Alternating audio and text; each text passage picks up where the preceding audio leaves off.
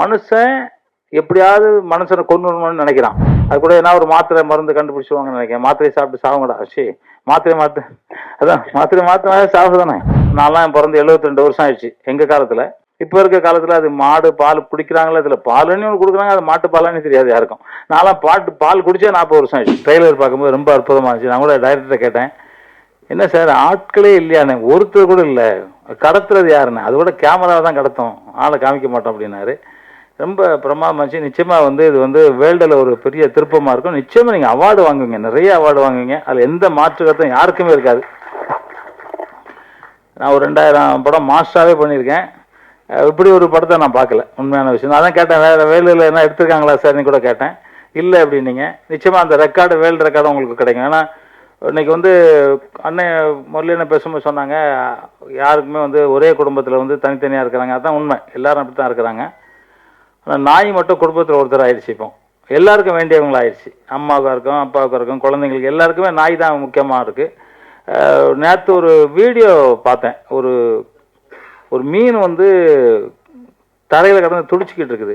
மீனை உடனே கொத்தி சாப்பிட்றது கொக்கு தானே. கொக்கு பிடிச்சி கொண்டு போய் தண்ணிக்குள்ளே போடுது. நீ எல்லாம் பார்த்துருப்பீங்கன்னு நினைக்கிறேன் நிறைய பேர். உண்மையில எனக்கு ஆச்சரியமாக இருந்துச்சு. மனுஷன் எப்படியாவது மனுஷனை கொண்டுணும்னு நினைக்கிறான். ஆனால் 5 அறிவு கூட இருக்காதுன்னு நினைக்கிறேன் கொக்குக்கு. அது என்ன பண்ணுதுன்னா தூக்கி கொண்டு போய் தண்ணிக்குள்ளே போடுது. அதே மாதிரி நாய்கள் பார்த்தீங்கன்னாக்க, புலி அது எதிர்க்க முடியாது, ஆனால் புலி எதிர்த்து நிற்கும். நாய் புலி எதிர்த்து நிற்கும். என்னன்னா நம்ம எஜமானனுக்கு ஒன்றும் வந்துடக்கூடாதுன்னு நினைக்கிற அவர் 5 அறிவுன்னு சொல்ல முடியாது, அதுக்கெல்லாம் என்ன நிறைய அறிவு நான் சொல்கிறேன்.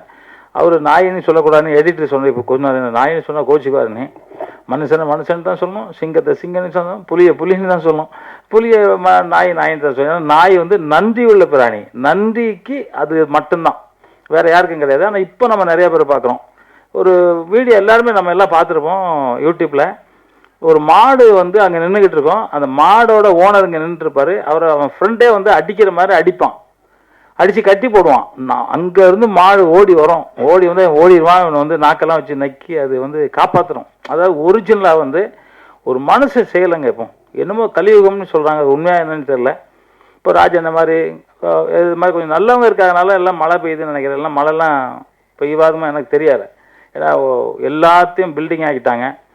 நாளைக்கு அரிசிக்கு என்ன பண்ண போகிறாங்க, தண்ணிக்கு என்ன பண்ண போகிறாங்க அப்படிங்கலாம் ஒரு சூழ்நிலை இருக்குது. அது கூட என்ன ஒரு மாத்திரை மருந்து கண்டுபிடிச்சுவாங்கன்னு நினைக்கிறேன். மாத்திரையை சாப்பிட்டு சாவுங்கடா. சரி, மாத்திரை சாவுதானே. மாத்திரை போட்டாலே சாவுதான். ஸோ அந்த மாதிரி இருக்கிற நேரத்தில் இந்த மாதிரி அறுவை ஜீவிகள் நம்மளை காப்பாற்றுறதுக்கு என்ன ஒன்று இருக்கும். இது திப்பம்மாள் அவங்க உண்மையிலே ரொம்ப சந்தோஷமா நீங்கள் ஒரு படத்துக்கு ப்ரொடியூசர் ஆகிட்டீங்க. நான் ரொம்ப சந்தோஷமாக இருக்குது. உங்களுக்கு ஒரு கைத்தட்டல் நான் தரேன், எல்லாரும் தராங்க. ஏன்னா ஒரு கணவனுக்கு மனைவி எவ்வளோ துணையாக இருக்கணுமோ அந்த துணையாக நீங்கள் இருப்பீங்க அப்படிங்கிறது எனக்கு தெரியுது. இயக்குனரும் அதே மாதிரி சொன்னார். நான் நாயா அலைஞ்சேன், நாயை வச்சே படம் எடுத்துடலாம் அப்படின்னு நினச்சேன் அப்படின்னு சொன்னார். ஒருவேளை வெற்றிக்கு அதான் ஒரு வழிகாட்டியாக இருக்கும். நீ ஒருவேளை ஜெயிச்சு நாளைக்கு ராமநாதன் சார் மாதிரியோ இல்லை தேவர் மாதிரியோ நீங்கள் பெரிய ஆளாக வர்றதுக்கான வாய்ப்புகள் நிறையா இருக்குது இந்த ஸ்டேஜில். ஏன்னா வெள்ளிக்கிழமை படம் ரிலீஸ் ஆகும், சனிக்கிழமை அன்னைக்கு உங்கள் வெற்றி தெரியும். சனிக்கிழமை அன்னைக்கு நீங்கள் எங்கேயோ இருப்பீங்க. சில பேர் காணாமல் போயிருப்பாங்க, சில பேர் உச்சியில் இருப்பாங்க. அதுதான் இதில் நீங்கள் உச்சியில் இருக்கிற குரூப்பில் நீங்கள் சேர்ந்துருக்கீங்கன்னு நான் நினைக்கிறேன். எல்லாரோட எண்ணமாக தான், மேடையில் இருக்கவங்க அனைத்து பேர் எண்ணமாக தான். ஏன்னா இந்த படம் ரொம்ப வெற்றி பெறணும், வெற்றி பெற்றே ஆகணும். ஏன்னா ஒரு கணவன் மனைவி அவங்க பையன் எல்லாம் சேர்ந்து ஒரு படம் எடுத்திருக்காங்க. அவர் டைரக்டர் பேசும்போது அப்படியே கொஞ்சம் கண் கலங்கிட்டாரு. எனக்கு ரொம்ப வருத்தமாக இருந்துச்சு. கண் கலங்கினா இப்போ எவ்வளோ கஷ்டப்பட்டிருக்காரு அப்படின்னு நினச்சேன்னா, அந்த கஷ்டமெல்லாம் இன்றோட உங்களுக்கு சரியாயிடும் அப்படின்னு நான் நினைக்கிறேன். சரி ஆயிடும், இறைவன் பார்த்துக்கிட்டு இருப்பார்.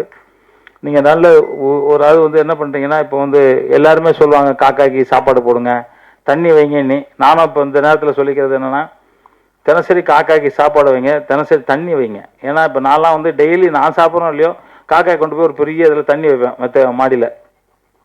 ஏன்னா அதுங்களுக்கு இன்றைக்கி தண்ணி இல்லை. குளத்தையெல்லாம் வீடாக்கிட்டாங்க. நம்ம எங்கேயோ கடல் நீரை குடிநீர் ஆக்கிறோம், எப்படியோ குடிச்சிட்டு இருக்கோம்னு வச்சுங்க.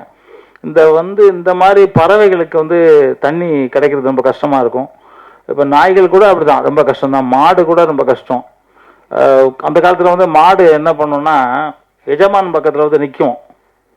எங்கள் வீட்டிலலாம் எங்கள் மாட்டை அப்படி தான் நிற்கும். நின்றுட்டு நமக்கு யாருக்காவது உடம்பு சரியில்லை, எங்கள் அப்பாவுக்கோ அம்மாவுக்கோ உடம்பு சரியில்லைன்னா அந்த வாசனையை பார்த்துட்டு அது என்ன மூலிகை சாப்பிடணும், அந்த மூலிகை சாப்பிட்டு அந்த பால் கொண்டு கொடுக்கும். அந்த பால் குடிக்கும்போது அதான் உடம்பு சரியில்லைன்னா அந்த காலத்தில் பால் குடிக்க சொல்லுவாங்க.